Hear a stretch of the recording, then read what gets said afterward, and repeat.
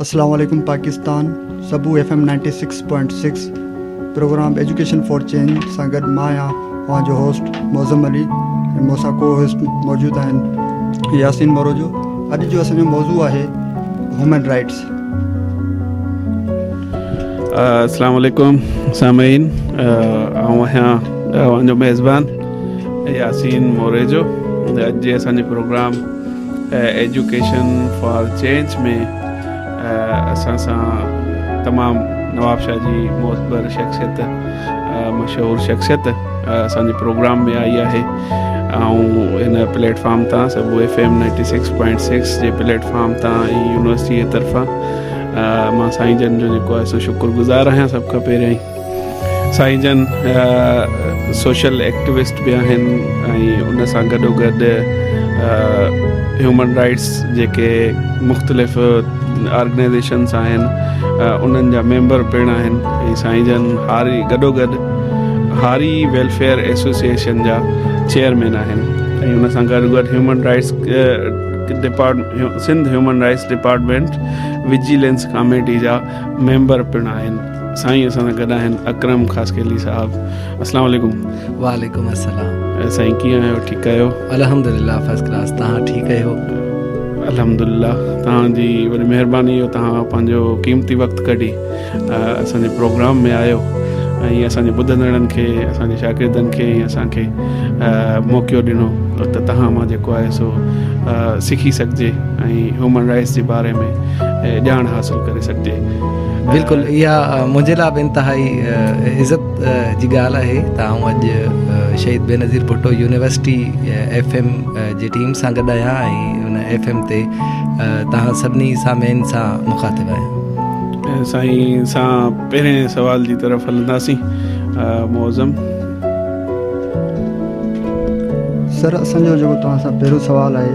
त human rights जो status Pakistan में केतिरो आहे? जी बिल्कुलु, जेको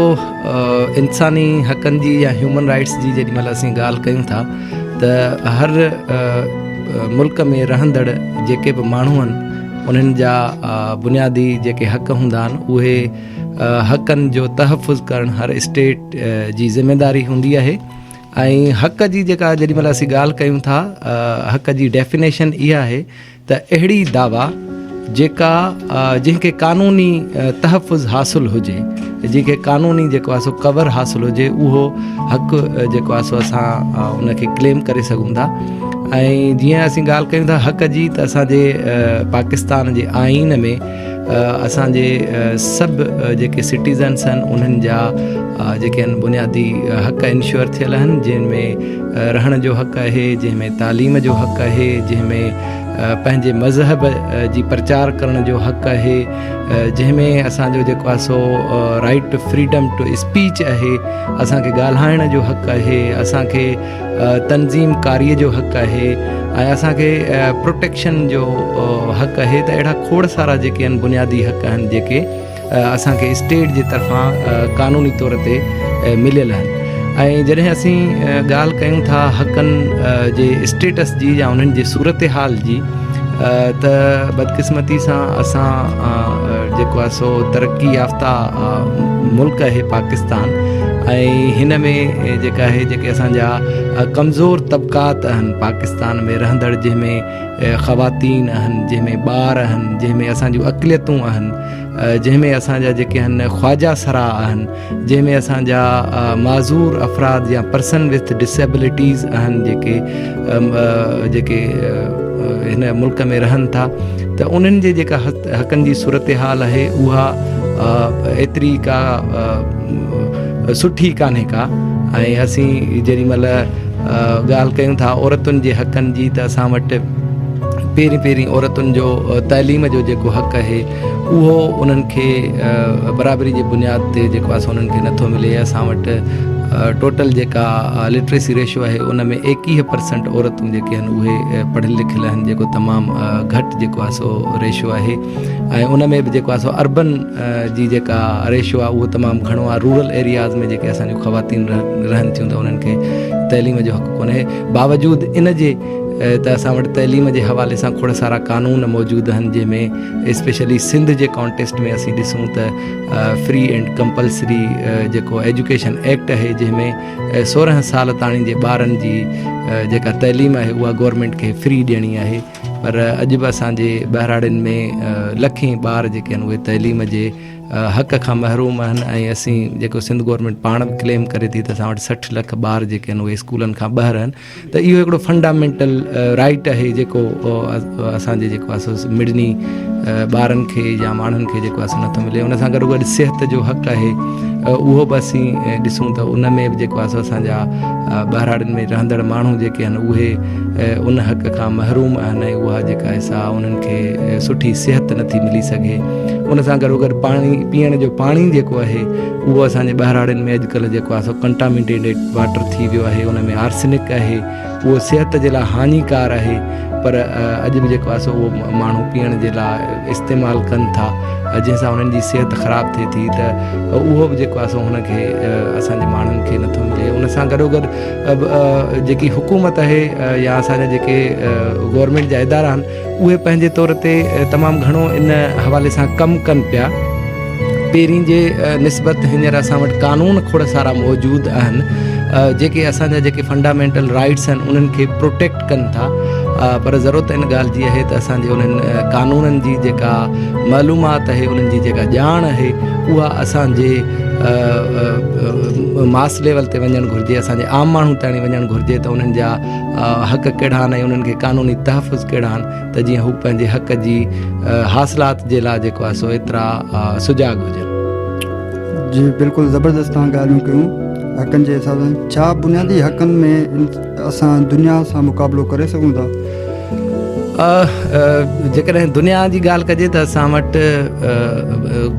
पूरी दुनिया जे अंदरि खोड़ सारा अहिड़ा मुल्क आहिनि जेके पंहिंजे शहरनि खे जेके बि हुननि जा बुनियादी हक़ आहिनि, जेके फंडामेंटल राइट्स आहिनि, उहे उन्हनि खे ॾियनि था। पर असीं जेॾीमहिल पाकिस्तान जी या असीं पंहिंजे कॉन्टेस्ट में सिंध जी ॻाल्हि कंदासीं त उन में इहा दावा नथा करे सघूं त असीं जीअं दुनिया जा ॿिया मुल्क पंहिंजे शहरनि खे पंहिंजा हक़ ॾियनि पिया, ईअं ई जेको आहे सो पाकिस्तान जे हर शहरीअ खे पंहिंजो हक़ मिले पियो। असीं उन जेका आहे सा ड्रोड़ में थोरो पोइते आहियूं। असांजे माण्हुनि खे बुनियादी हक़ जेके आहिनि मिलण वारो जेको सिलसिलो आहे उहो एतिरो बहितर न आहे, छो त हिते अञा खोड़ सारो जेको आहे सो कमु करण जी ज़रूरत आहे त जीअं माण्हुनि खे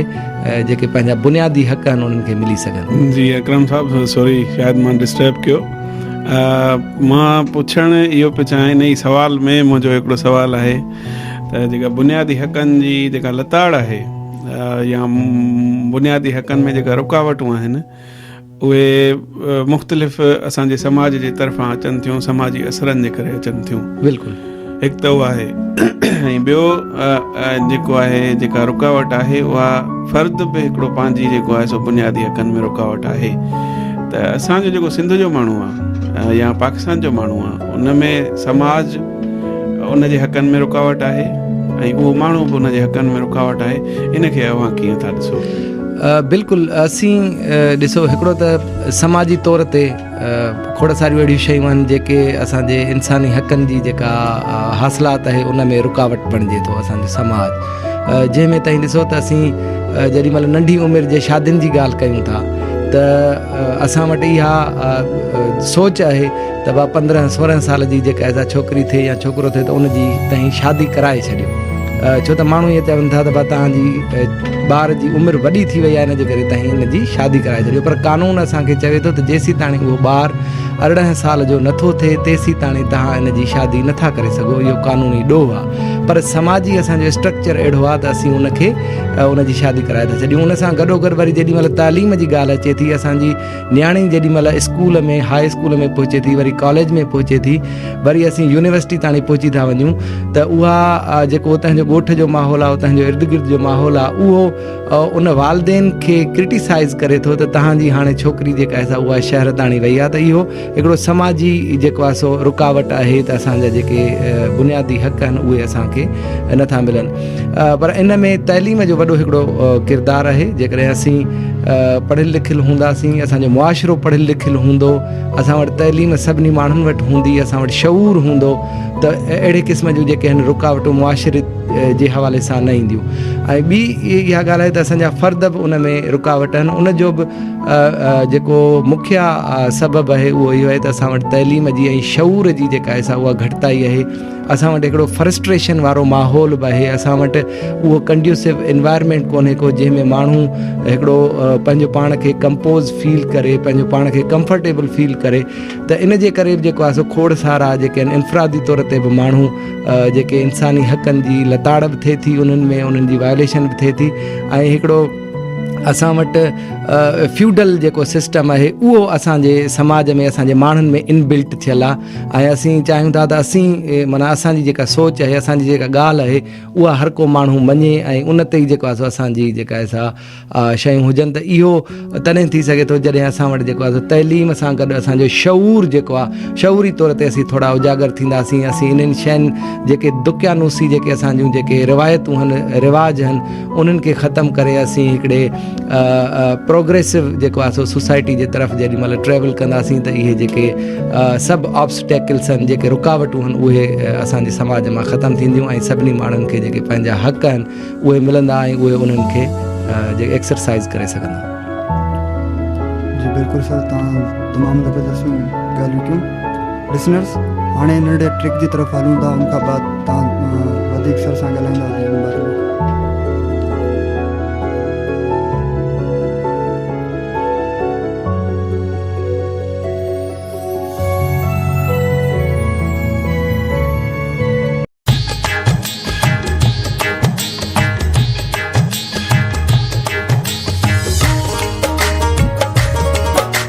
Studio Season 2.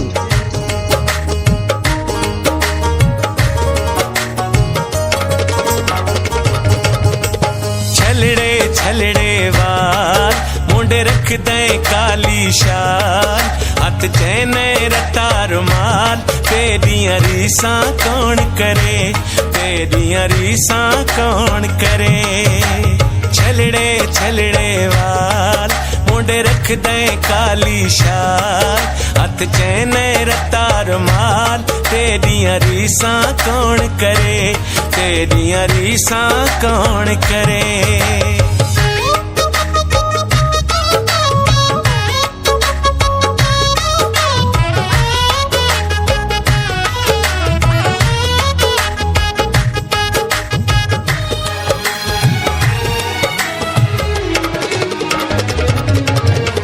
वन समन्ने बाणे तेरे दिल दिया अल्लाह जाने, पावे वन समन्ने बाणे, पावे वन समन्ने बाणे तेरे दिल दिया अल्लाह जाने। जदों हसदा दिल खसदा, जदों हसदा दिल खसदा,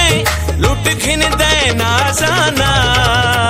छलड़े छलड़े वाल मुंडे रख दे काली शाल, हथ चैने रत्ता रुमाल, तेरियां रीसां कौन करे,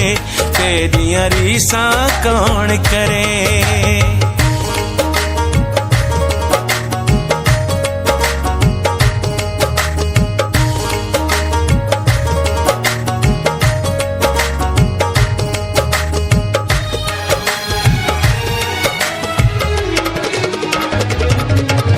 अखी देख के तंग थी गईयां, पहली बार मलंग थी गईयां, अखी देख के तंग थी गईयां, अखी देख के तंग थी गईयां, पहली बार मलंग थी गईयां। तू बोले लब खोले, तू बोले लब खोले, तेरे मुंह चूं गिरदे लाल। छलड़े छलड़े वाल मुंडे रख दे काली शाल, हथ चैने रत्ता रुमाल, तेरियां रीसां कौन करे, तेरियां रीसां कौन करे।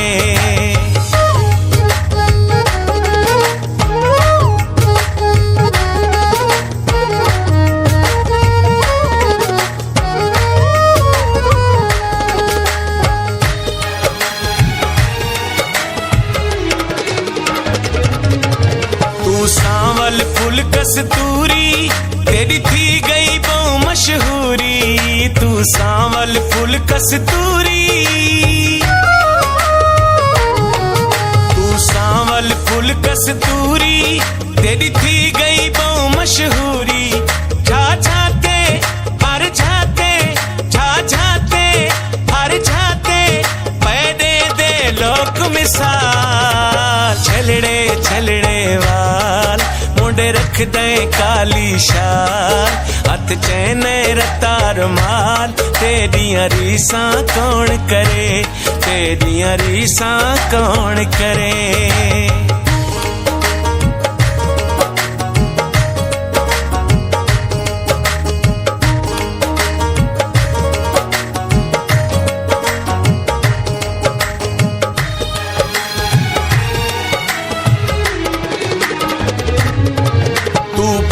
ते मैं तेरा माली तेरी कर साचन रखवाली तू बोल ते मैं तेरा माली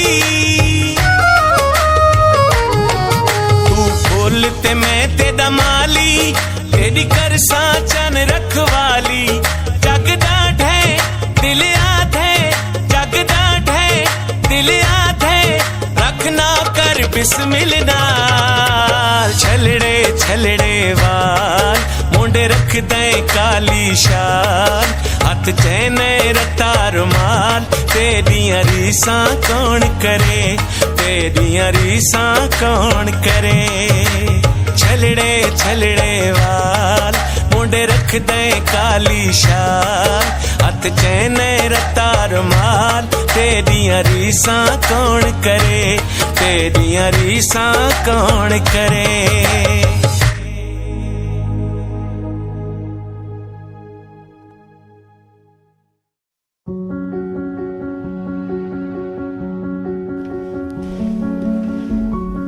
वेलकम बैक सामीन सर मुझो तव्हां सां सवाल हो ॿाराड़ी जे औरतनि ऐं हारियुनि जे हक़नि जो छा स्टेटस आहे साईं बिल्कुलु तमामु इम्पोर्टेंट सवाल आहे छो त असांजे मुल्क में जेकी आबादी आहे उहा 60% खां मथे आबादी उहा ॿाराड़ियुनि में रहंदड़ आबादी आहे ऐं उन में जेके माण्हू रहनि था उहे घणाईअ में हारी आहिनि ऐं असांजे जेका मुल्क जी आबादी आहे उन जो तक़रीबन 50% जेकी आबादी आहे उहा औरतुनि जी आहे ऐं औरतूं घणाईअ में ॿाराड़ी में रहनि थियूं त उन्हनि जे हक़नि जी जेॾी महिल असीं ॻाल्हि कयूं था सभ खां पहिरीं औरत जे हक़नि जी ॻाल्हि त असांखे औरतुनि में जेको उन्हनि जो बुनियादी हक़ आहे तइलीम जो हक़ उहो मतिलबु उन सतह ते नथो नज़र अचे त असांजे औरतुनि खे तइलीम ॾिजे ऐं असांजी ॿाराड़ीअ जी हर औरत पढ़ी लिखी हुजे त उन्हनि जे लाइ उहे मौक़िया कोन्हनि के असां वटि जेके स्कूल्स जो फुक़दान आहे असां वटि प्राइमरी गर्ल्स स्कूल्स त ॿाराड़ी में मिलनि था पर जेकॾहिं एलिमेंट्री जी ॻाल्हि कजे या हाई स्कूलनि जी ॻाल्हि कजे कॉलेजिस जी ॻाल्हि कजे त उहे ॿाराड़ी में उन तइदाद में मौजूदु न आहिनि जंहिंजे करे जेका सा औरत तइलीम हासिल नथी करे सघे छो त ॿाराड़ियुनि मां वरी शहरनि ताणी उन न्याणी जो जेको आहे सो तइलीम जे हासिल करण जे लाइ अचणु हिकिड़ी त गुरबत तमामु घणी आहे ऐं ॿियो वरी असांजे जेके ट्रेडिशनल प्रैक्टिसिस आहिनि उन्हनि में बि जेको आहे सो औरत जी तइलीम या ॿाहिरि शहर में वञी जेका असां तइलीम हासिल करणु हिकिड़ो थोरो ॾुखियो अमल आहे त इन हवाले सां हिकिड़ो त तइलीम जी जेका सा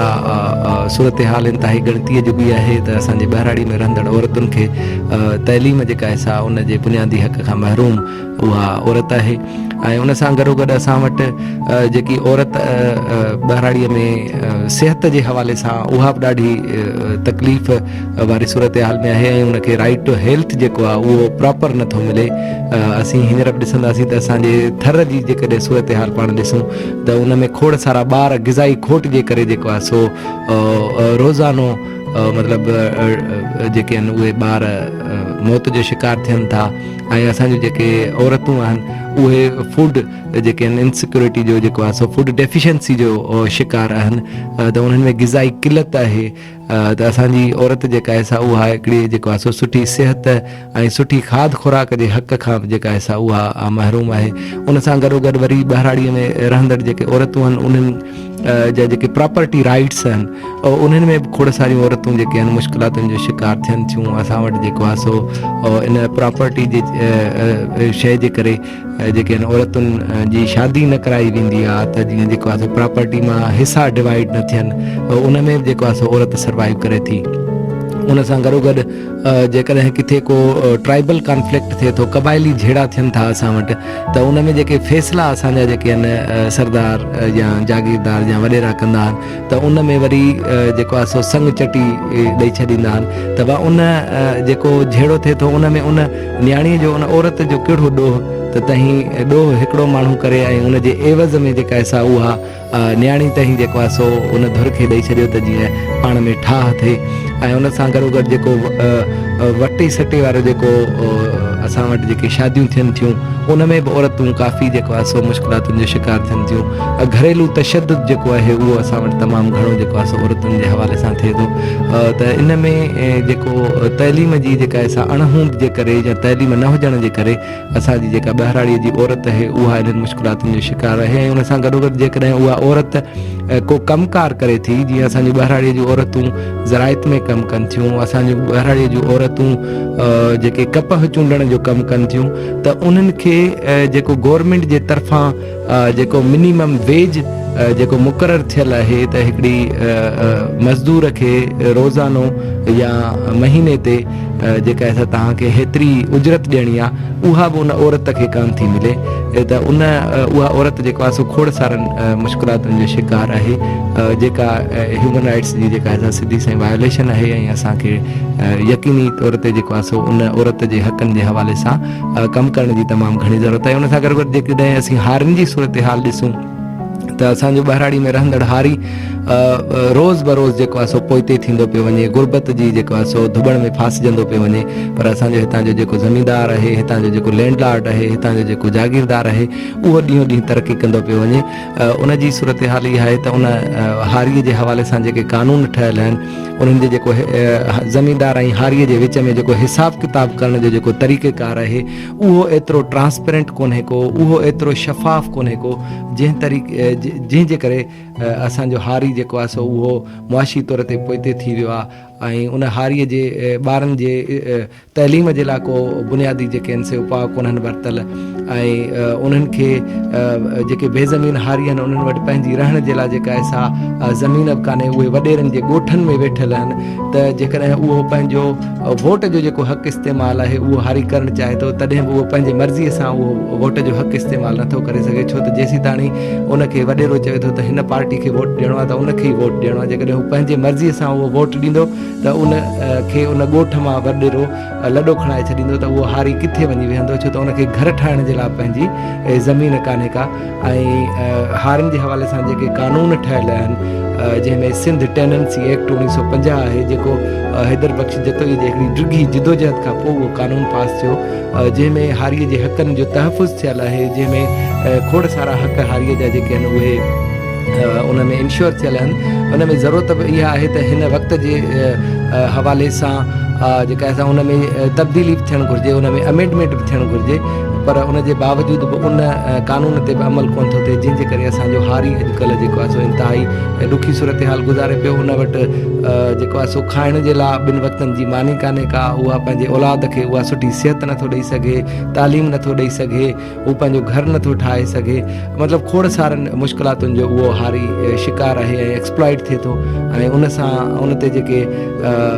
कानून लागू थियनि था उन्हनि ते बि कंहिं क़िस्म जी जेका आहे अमल दरामद कान्हे का। सो इहे ॿई तबिका जेके आहिनि ॿहिराड़ी में रहंदड़ औरतूं ऐं ॿहिराड़ी में रहंदड़ हारी जेके आहिनि उहे इंसानी हक़नि जे हवाले सां ॾाढी ॾुखी सूरत हाल में ज़िंदगी गुज़ारीनि पिया। जी बिल्कुलु सर, तमामु ज़बरदस्त ॻाल्हियूं असां सां शेयर कयूं। सर UDHR एक्ट 1948 केतिरो नाफ़िज़ आहे असांजे मुल्क में? UDHR United Nations declaration on human rights 1948 जेको अक़वाम मुतहदा में इहो जेको आहे सो डिक्लेरेशन आयो त दुनिया में रहंदड़ जेके बि इंसान आहिनि उहे सभु बराबरि आहिनि ऐं उन्हनि खे जेको आहे सो जेको बि जंहिं मज़हब सां तालुक़ु रखंदड़ हुजे, जंहिं क़बीले सां तालुक़ु रखंदड़ हुजे, जंहिं ज़बान सां तालुक़ु रखंदड़ हुजे, सभिनी जा जेके आहिनि उहे हक़ बराबरि आहिनि। ऐं इन डिक्लेरेशन ते जेके बि स्टेट्स आहिनि जंहिंमें पाकिस्तान बि जेको आहे सो शामिलु आहे त उन सिग्नेचर कयो, इन खे रेटिफाई कयो त असीं इहे जेके UDHR में जेके इंसानी हक़ जेके आहिनि उहे नुमाया थियल आहिनि त उन्हनि जो असीं पंहिंजे मुल्क में पासदारी करण जा ज़िम्मेदार हूंदासीं। पर अॼु जॾहिं असीं इंसानी हक़नि जी सूरत हाल ॾिसूं था त उहा इंतिहाई ॻणती जोगी असांखे सूरत हाल नज़र अचे थी। असां वटि जेकी जबरी पोरीअ जी जेका हिकिड़ी कुधी रस्म आहे उहा अञा ताईं असां वटि जेका असां मौजूदु आहे। हर साल तव्हांजे जेको आहे सो बठनि तां ज़रई ज़मीनुनि तां जेके आहिनि उहे हज़ारे हारी जेके आहिनि निजी जेलुनि मां आज़ादु थियनि था। उन सां गॾोगॾु ताईं जेकॾहिं कारोकारीअ जी रस्म जेकॾहिं ॾिसो उन में खोड़ सारियूं जेके आहिनि औरतूं हानर किलिंग में जेके आहिनि उहे मारियूं वञनि थियूं। उन सां गॾोगॾु ताईं जेकॾहिं ॾिसंदव त तव्हां वटि नंढी उमिरि जूं शादियूं तमामु घणियूं थियनि थियूं। उहा 18 साल खां घटि उमिरि वारियूं शादियूं थियनि थियूं। तव्हां वटि कार्पोरल पनिशमेंट जेका आहे उहा तमामु घणी आहे। तव्हां वटि चाइल्ड लेबर तमामु घणी आहे। तव्हां वटि ह्यूमन ट्रैफिकिंग आहे। तव्हां वटि जेका सा किडनैपिंग आहे। त इहा जेका सॼी सूरत हाल आहे त इन मां ईअं थो लॻे त असां वटि जेको UDHR जंहिं ते पाकिस्तान साइन कयो आहे उन ते मुकमल अमल दरामद करण में जेको आहे सो असीं अञा पोइते आहियूं। पर इन में सिंध सूबे जी जेॾी महिल असीं ॻाल्हि कयूं त उन हवाले सां सिंध खोड़ सारा जेके आहिनि कानून ठाहिया आहिनि ऐं उन्हनि ते अमल दरामद करण जे लाइ बि खोड़ सारो जेको आहे सो सिंध गवर्नमेंट रोल प्ले करे पई। ऐं जेकॾहिं असीं सभु गॾिजी जेको आहे सो उन हवाले सां पंहिंजो रोल प्ले कंदासीं त जेके UDHR में जेके इंसानी हक़नि जी जेका आहे सा ॾिनल आहिनि इंसानी हक़ बुनियादी त उन्हनि ते अमल दरामद थी सघे। सामईन हिकु दफ़ो ॿीहर अव्हांखे यादि कराईंदो हलां त अव्हां ॿुधी रहिया आहियो SBBU FM 96.6 जो प्रोग्राम एजुकेशन फॉर चेंज। हुन में असां अव्हां सां गॾु आहियूं होस्ट मौज़म अली ऐं यासीन मोरूजो ऐं मुख़्तलिफ़ ॻाल्हियूं थी रहियूं आहिनि। असांजो एक्सपर्ट असांजो गेस्ट जेको मुख़्तलिफ़ जेको आहे सो तंज़ीमुनि जो मेंबर बि आहे ऐं चेयरमैन बि आहे। कुझु दोस्त मूंखे ड्राइविंग दौरान ॿुधंदा हूंदा, कुझु दोस्त मूंखे जेको आहे सो कंहिं कमु कंदे ॿुधंदा हूंदा, कुझु दोस्त जेके आहिनि सो ज़मीनुनि जो कमुकार कंदे ॿुधंदा हूंदा ऐं मुंहिंजा भेनरूं जेके आहिनि सो घरनि में कमुकार कंदे ॿुधंदियूं हूंदियूं। पर जेको अॼु जो मौज़ू आहे उहो अव्हां सभिनी लाइ अहम मौज़ू आहे। असां सभिनी लाइ अहम मौज़ू आहे ऐं इन अहम मौज़ूअ ते असांजी डिस्कशन जारी आहे, ॻाल्हि ॿोल असांजी जारी आहे अकरम ख़ासकेली साहिब सां। अकरम ख़ासकेली साहिब जीअं तव्हां ॿुधायो त मुख़्तलिफ़ क़ानून ठहिया ह्यूमन राइट्स जा ऐं हाणे अव्हां ज़िक्र कयो UDHR जो त जेको आहे सो पाकिस्तान में उहो ओतिरे क़दुरु नाफ़िज़ न थी सघियो आहे जेतिरे क़दुरु नाफ़िज़ थियणु घुरिजे। हा त उन में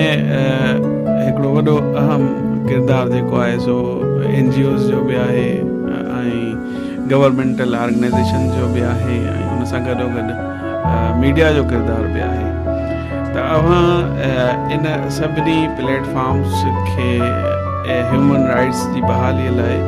या ह्यूमन राइट्स खे नाफ़िज़ करण लाइ या हक़ वठी ॾियण लाइ उन लाइ उपाउ वठी ॾियण लाइ इन्हनि प्लेटफॉर्म्स जो कीअं असां इस्तेमालु कयूं ऐं कहिड़ियूं तव्हां मशवरा ॾींदा त इहे प्लेटफॉर्म्स कीअं अॻिते अचनि ऐं ह्यूमन राइट्स लाइ कमु कनि। जी बिल्कुलु यासीन साहब, तमामु ज़रूरी आहे त असीं सभु गॾिजी जेके असांजा इंसानी हक़ आहिनि उन्हनि जे हासिलात जे लाइ कमु कयूं, जंहिंमें सभ खां पहिरीं जेका ज़िम्मेदारी आहे उहा असांजे स्टेट जी आहे, असांजे गवर्नमेंट जी आहे त उहे जेके बि आइनी असांजा बुनियादी हक़ आहिनि उहे सभु हर शहरीअ खे मिलणु घुरिजनि। इहा जेका आहे सा बेसिक जेका ज़िम्मेदारी आहे उहा असांजे स्टेट जी आहे। ऐं जेको असां ॻाल्हि कई NGOs जो रोल, जेके नॉन गवर्नमेंटल ऑर्गेनाइज़ेशन्स आहिनि या सिविल सोसाइटी ऑर्गेनाइज़ेशन्स आहिनि, ऐं बेसिकली इन खे इन तनाज़ुर में ॾिसां थो त उन्हनि जो हिकिड़ो ओवरसाइट रोल हुजणु घुरिजे त जेके गवर्नमेंट जा मैकेनिज़म्स ठहियल आहिनि, जेके गवर्नमेंट जा डिपार्टमेंट्स या फंक्शनरीज़ आहिनि, उहे कहिड़े तरीक़े सां कमु कनि पिया ऐं उहे जेकॾहिं किथे गैप ऐं किथे लैकिंग कनि था त उन जी जेका आहे सा उन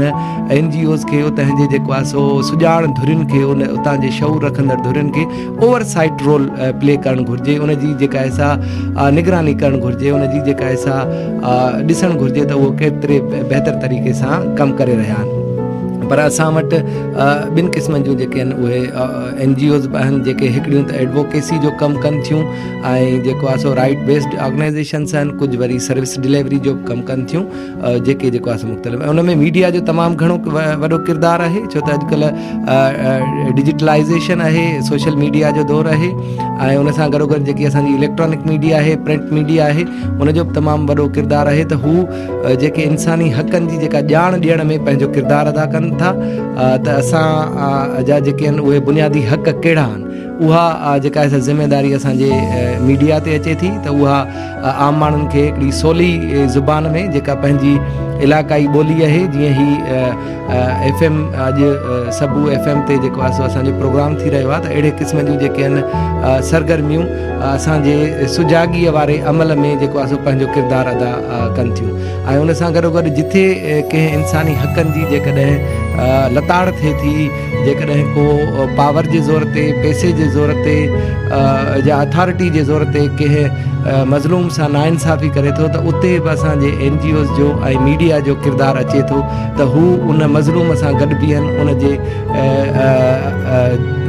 तहफ़ुज़ जे लाइ, उन जे जेको आहे सो इंसाफ़ जे लाइ हू आवाज़ उथारीनि, त जीअं उन जेको आहे सो जेको विक्टम आहे, जेको मुतासिर आहे, उनखे पंहिंजो जेको आहे इंसाफ़ मिली सघे जेकॾहिं किथे उन जी लताड़ थिए थी। त हाणे असां वटि हिकिड़ी शइ इहा आहे त असांखे हिकिड़ो त ॼाण घटि आहे असांजे आम माण्हूअ खे, छो त असांजो तइलीमी जेकी शरह आहे उहा तमामु घटि आहे, त असांजा हक़ कहिड़ा आहिनि, क़ानूनी हक़ कहिड़ा आहिनि ऐं उन सां गॾोगॾु जेकॾहिं उन्हनि हक़नि जी लताड़ थिए थी त असीं कहिड़े इदारे सां, कहिड़े डिपार्टमेंट सां रुजू कयूं, असीं कंहिं वटि वञूं। कॾहिं कॾहिं ईअं थींदो आहे त जेकॾहिं मूं सां का नाइंसाफ़ी थी, मूंखे कंहिं चमाट हई, त आऊं वरी उतां जे जेको आहे सो वॾेरो आहे, उतां जो जेको चङो मुड़ुसु आहे, उन वटि हलियो वेंदुसि, बजाए ऐं कंहिं जेको आहे सो क़ानूनी हिसाब सां जेके प्लेटफॉर्म्स मौजूदु आहिनि उते वञण जे। त असीं जेकॾहिं पहिरीं सभ खां पहिरीं ॻाल्हि कयूं त जेकॾहिं कंहिं ॿार सां फ़र्ज़ु कयो जेकॾहिं को मसइलो थिए थो, मसइला मुख़्तलिफ़ क़िस्म जा थी सघनि था, जंहिंमें किडनैपिंग थी सघे थी, हरासमेंट थी सघे थी, कार्पोरल पनिशमेंट थी सघे थी, जेकॾहिं 18 सालनि खां घटि उमिरि वारे कंहिं ॿार सां अहिड़े क़िस्म जो मसइलो थिए थो या उन जी 18 सालनि खां घटि उमिरि जे में शादी थिए थी उन ॿार जी, त उहो सिंध हुकूमत जे तरफ़ां हर ज़िले में चाइल्ड प्रोटेक्शन यूनिट जेके आहिनि उहे ठाहिया विया आहिनि ऐं उते तव्हांजा चाइल्ड प्रोटेक्शन ऑफिसर्स आहिनि, उन्हनि जा सभिनी डिपार्टमेंट्स में रेफरल मैकेनिज़म्स ठहियल आहिनि, जंहिंमें police, judiciary, district administration, health, education, सभिनी डिपार्टमेंट्स में उन्हनि जो हिकिड़ो रेफरल मैकेनिज़म आहे त ॿारनि जे हवाले सां जेको बि मसइलो कंहिं बि माण्हूअ खे पेश अचे थो, चाहे उहो ॿार सां सोडोमी जो केस अचे थो, उन सां हरासमेंट जो केस अचे थो, किडनैपिंग जो केस अचे थो, पनिशमेंट जो अचे थो, चाइल्ड लेबर जो अचे थो, त उहो चाइल्ड प्रोटेक्शन यूनिट जेके डिस्ट्रिक्ट्स में ठहियल आहिनि उते असांखे रुजू करणु घुरिजे। उन सां गॾोगॾु जेकॾहिं औरतुनि जे हवाले सां को मसइलो अचे थो, को घरेलू तशद्दुद थिए थो या जेको आहे सो औरत ते हरासमेंट जो को मसइलो अचे थो, त असां वटि वुमेन डेवलपमेंट डिपार्टमेंट जेको आहे सो हर ज़िले में ठहियल आहे, उन में असीं रुजू करे सघूं था, उन में पंहिंजी हिकिड़ी सादी एप्लीकेशन असीं लिखी सघूं था, उन में जेको आहे सो तव्हां जेको आहे सो पंहिंजो केस उते फाइल करे सघो था। उन सां गॾोगॾु तव्हां वटि कोर्ट जो जेको आहे सो दर असां वटि खुलियल आहे, असां वटि जेकॾहिं ॿिए हंधा किथां बि इंसाफ़ न मिलियो त असीं कोर्ट में वञी सघूं था। असां वटि डिस्ट्रिक्ट लेवल ते ओम्बड्समैन मुहतसब आला जी ऑफिस आहे, जिथे बि जेको आहे सो असीं कंप्लेन करे सघूं था कंहिं बि क़िस्म जी जेकॾहिं असीं वायलेशन ॾिसूं था। ऐं उन सां गॾोगॾु जेकॾहिं कंहिं हारीअ सां मसइलो थिए थो त उहो टेनेंसी ट्रिब्यूनल्स जेके आहिनि उहे ठहियल आहिनि मुख़्तियार कारा ऑफिस में, ऐं हाणे त सिंध हाई कोर्ट जे फ़ैसिले खां पोइ उहे जेके आहिनि जुडिशरी खे जेके आहिनि से पावर्स मिली विया आहिनि, त उहे जेको उन्हनि जो लाॻापियल जुडिशल मैजिस्ट्रेट आहे उन वटि उहो हारी पंहिंजी दरख़्वास्त ॾेई सघे थो त मूंसां फ़लाणे ज़मींदार हीअ जेका असां नाइंसाफ़ी कई आहे, या असांजो जेको पाण में जेको हारपे में जेका असां मसइला थिया आहिनि त उनखे उते सेटल आउट करे सघे थो। उन सां गॾोगॾु कंहिं मज़दूर खे जेकॾहिं को मसइलो अचे थो त उहो लेबर डिपार्टमेंट सां अची सघे थो राब्ते में। जेकॾहिं कंहिं पर्सन विथ डिसेबिलिटीज़ जेके अफ़राद बाहमी माज़ूरी जेके आहिनि उन्हनि सां जेकॾहिं अचे थो त असां वटि हिते जेको आहे सो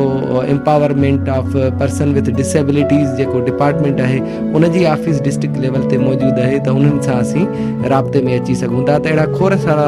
जेके आहिनि उहे प्लेटफॉर्म्स आहिनि, मैकेनिज़म्स आहिनि जिन खे असीं इस्तेमालु करे असीं पंहिंजा जेके इंसानी हक़ आहिनि उन्हनि जो तहफ़ुज़ करे सघूं था ऐं पंहिंजे लाइ असीं इंसाफ़ हासिलु करे सघूं था। बिल्कुलु। मुंहिंजो जेको हाणे सुवालु आहे अव्हां खां उहो बिलख़सूस हारी दोस्तनि लाइ जेके मूंखे ॿुधी रहिया आहिनि, अगरि उहे त असां सभिनी लाइ, पर ख़ासि तौर ते जेके असांजा हारी दोस्त आहिनि उन्हनि लाइ ॾाढो अहम आहे, उहो तव्हांजी तंज़ीम मुतालिक़ आहे त जेका हारी वेलफेयर एसोसिएशन आहे उहा कहिड़नि कहिड़नि पहलुअनि ते कमु करे थी ऐं असांजा हारी जेको आहे सो उन मां कहिड़ो फ़ाइदो हासिलु करे सघनि था। बिल्कुलु, वॾी महिरबानी। असांजी तंज़ीम जंहिंजो नालो आहे हारी वेलफेयर एसोसिएशन, असांजे तंज़ीम जो बुनियादी कमु इहो आहे त असीं जेके हारियुनि जा जेके क़ानूनी हक़ आहिनि उन्हनि बाबति उन्हनि हारियुनि खे ॼाण ॾियूं त तव्हांजा जेके आहिनि उहे क़ानूनी हक़ जेको जेॾीमहिल तव्हां कंहिं बि ज़मींदार वटि हारपो कयो था त तव्हांजा कहिड़ा जेके आहिनि उहे हक़ ऐं ज़िमेदारियूं आहिनि उन हवाले सां उन्हनि खे ॼाण ॾियूं त जीअं को बि जेको आहे सो हारी कंहिं बि जेको आहे सो वायोलेशन जो शिकार न थिए, नाइंसाफ़ी जो शिकार न थिए, ऐं उन सां गॾोगॾु उन्हनि हक़नि जी जेका पामाली थिए थी उहा दुनिया खे ॿुधायूं, ऐं हारियुनि जी जेका मुआशी ऐं समाजी जेका सूरत हाल आहे उन हवाले सां असांजे तंज़ीम जो कमु आहे उहो रिसर्च रिपोर्ट्स जे थ्रू असीं जेको आहे सो दुनिया खे ॿुधाईंदा आहियूं त सिंध में रहंदड़, पाकिस्तान में रहंदड़ हारियुनि जी जेका मुआशी ऐं समाजी सूरत हाल छा आहे, उन्हनि जे हवाले सां जेके क़ानून पास थियल आहिनि उन्हनि जे अमल दरामद जी सूरत हाल छा आहे, ऐं जेकॾहिं कंहिं बि हारीअ सां का नाइंसाफ़ी थिए थी त उते असांजी तंज़ीम जेका आहे सा उहा उन जो आवाज़ु उथारण जे लाइ उते पहुचे थी, उन जेको बि मसइलो थिए थो उन जी फैक्ट फाइंडिंग, उन जी तफ़सील हासिलु करे पोइ उन हारीअ खे, उन मज़दूर खे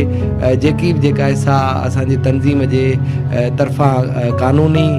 जेका मदद आहे या उनखे जेका मालूमात ॾियण जे हवाले सां आहे त असीं उन हारीअ जी सपोर्ट कंदा आहियूं। बिल्कुलु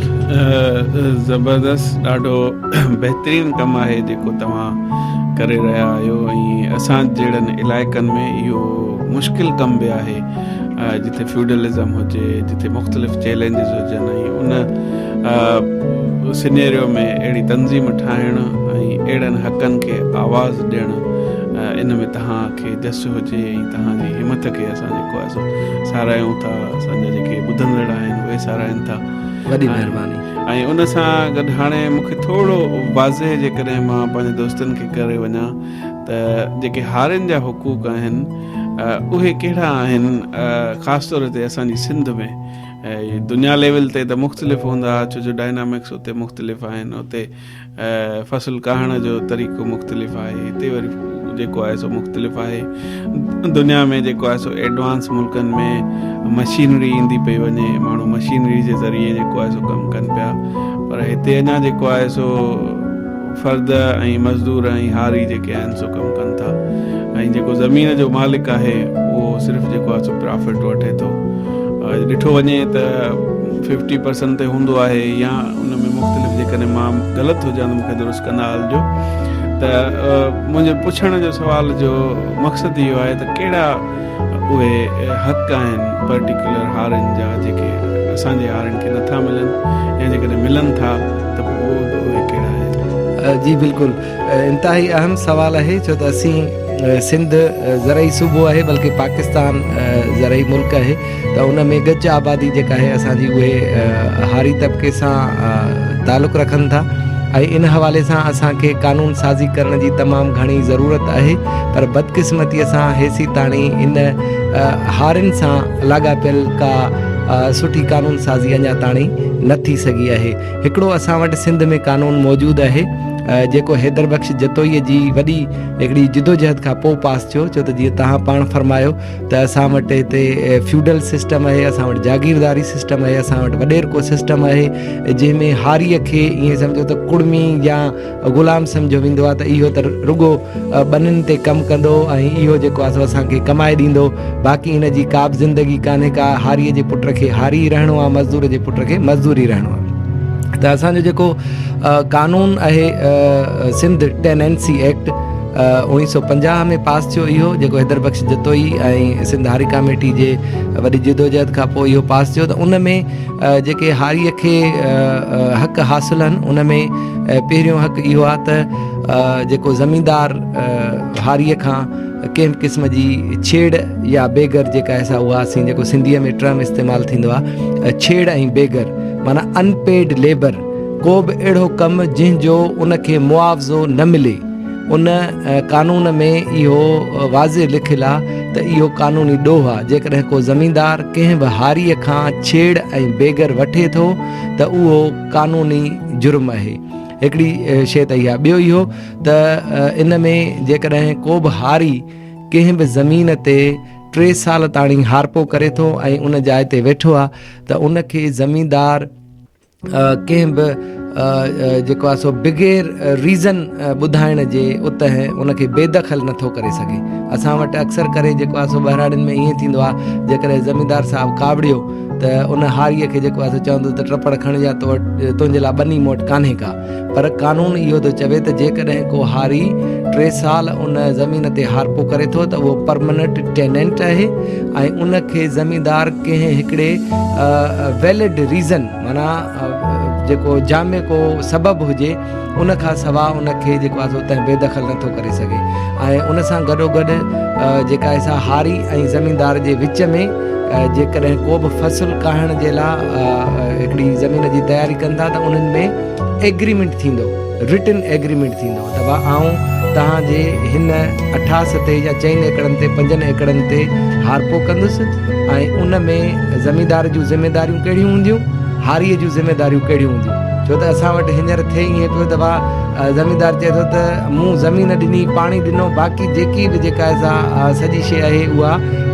जेको एक्सपेंडिचर आहे उहो हारीअ जे मथां, हर बहारीअ जे मथां, कीण बहारीअ जे मथां, ॿिज बहारीअ जे मथां, ऐं जेका माना कपह जी जेका चूंडाई आहे उहा बहारीअ जे मथां, कमद जेको आहे सो कटाई बहारीअ जे मथां, जेका तव्हांजी कणक जी कटाई आहे उहा बहारीअ जे मथां। त नतीजे तौर ते छा थो थिए, जेॾी महिल हिसाब किताब थिए थो त हारीअ वटि बचति थिए कान थी ऐं हारी उहो कर्ज़े में हलियो थो वञे। ऐं उन सां गॾोगॾु जेको आहे सो ॿियो उन कानून में मौजूदु आहे त ज़मींदार ऐं हारीअ जो जेको ॿनीअ ते उन फ़सुल ते जेको ख़र्चु थींदो उन जो ट्रांसपेरेंट अकाउंटिंग सिस्टम उन ज़मींदार खे रखिणो आहे। माना उन फ़सुल ते ख़र्चु केतिरो थो अचे उहो बि जेको आहे सो हिसाब किताब सही तरीक़े सां रखिणो आहे ऐं उन जी आमदनी केतिरी थी उहा बि माना शफ़ाफ़ तरीक़े सां उनखे रखणी आहे। पर असां वटि तरीक़ो इहो त थिए त भाउ ज़मींदार कराची वेठो आहे या कंहिं असेंबली में वेठो आहे, उनजो मुंशी आहे, पोइ उहो जेतिरा जेके आहिनि उन्हनि जा फर्टिलाइज़र जो, कलर जो, भाण जो, जेकी पेस्टिसाइड ज़हरीली दवाऊं इस्तेमालु कयूं था उन्हनि जो, या तव्हांजो ट्रैक्टर जो हर थिए थो उन ते उन जा जेके आहिनि पंहिंजा रेट लॻाए उन ते जेको आहे सो एतिरो एक्सपेंडिचर उन ते या एतिरो उन ते ख़र्चु लॻाए शो करे था छॾीनि त आख़िर में जेको आहे सो हारीअ खे बचति कान थी थिए। छो त हारी एतिरो पढ़ियलु लिखियलु कोन्हे को जेको उहो जेको आहे हिसाब किताब पंहिंजे फ़सुल जो रखे। ऐं उन सां गॾोगॾु वरी ॿी शइ हिकिड़ी इन कानून में तमामु बहितर आहे जेको लीगल प्रोटेक्शन हारीअ खे ॾिए थो त उहो खसरा फार्म में उनजी रजिस्ट्रेशन थींदी, जेको असीं रेवेन्यू डिपार्टमेंट में उनजी हारी जी रजिस्ट्रेशन थींदी त ही हारी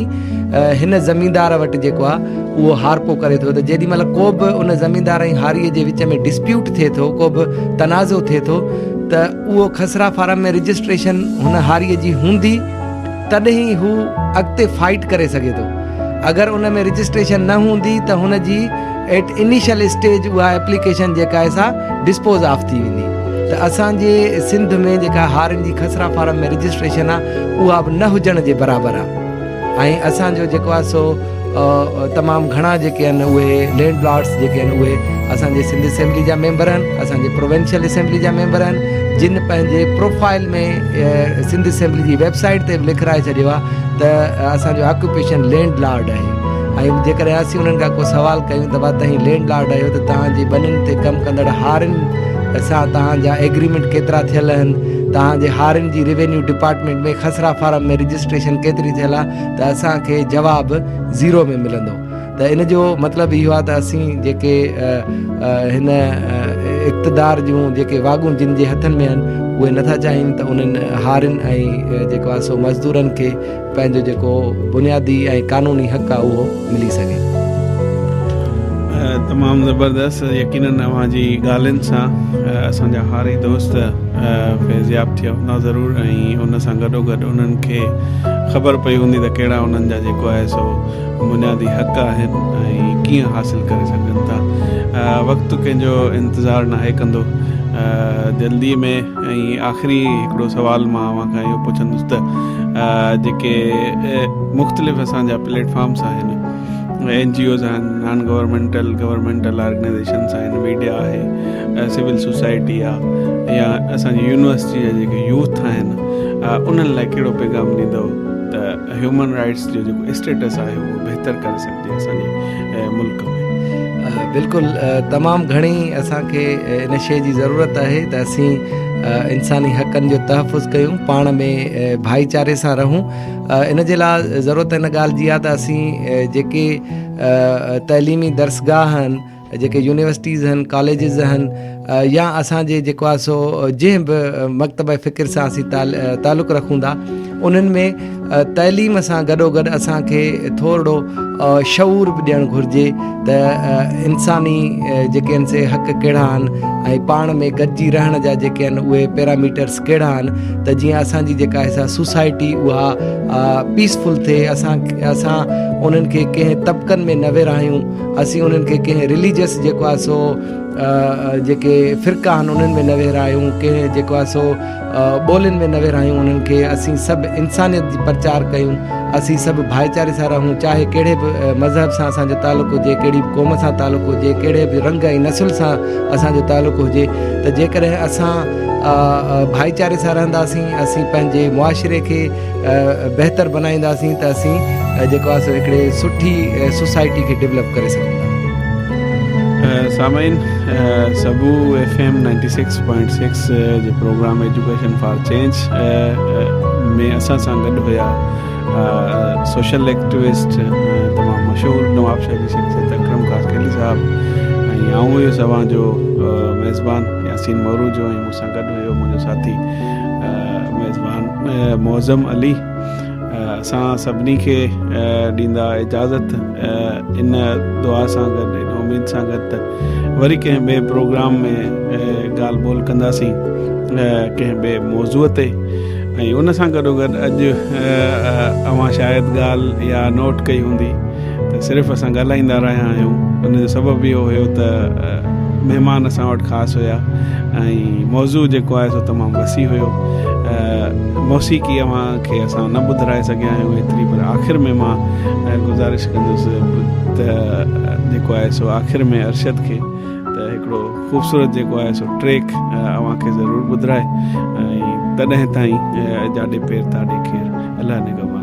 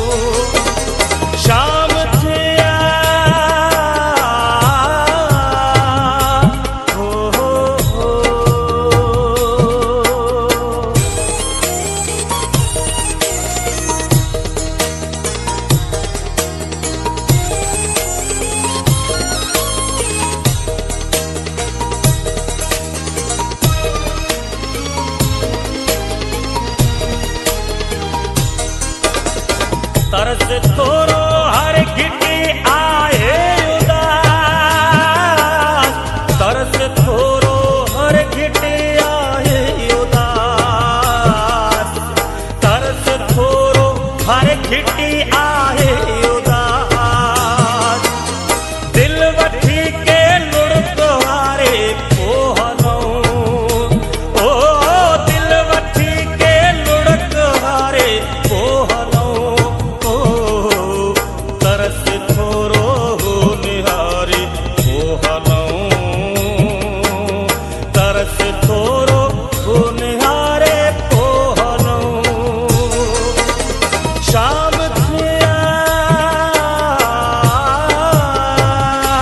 हो,